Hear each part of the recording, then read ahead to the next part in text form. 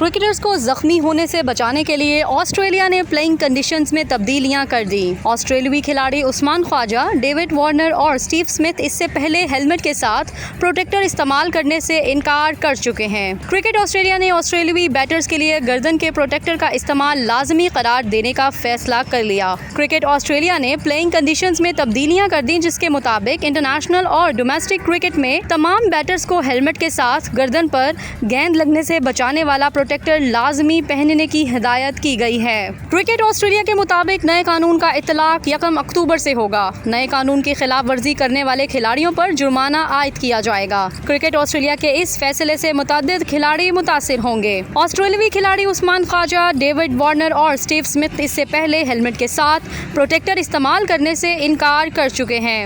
موجودہ white ball کے آسٹریلوی اسکواڈ میں ٹم ڈیوڈ، جوش انگلس بھی حفاظتی پروٹیکٹر کا استعمال نہیں کرتے۔ کرکٹ آسٹریلیا نے فل ہیوز کے انتقال کے بعد ہیلمٹ کے ساتھ پروٹیکٹر کے استعمال کی تجویز دی تھی۔ فل ہیوز کی ڈومیسٹک میچ کے دوران گردن پر گیند لگنے سے موت واقع ہوئی تھی۔ کرکٹ آسٹریلیا نے حفاظتی پروٹیکٹر سمیت نئی سیزن کے پلئنگ کنڈیشنز کے لیے 12 تبدیلیاں کی ہیں۔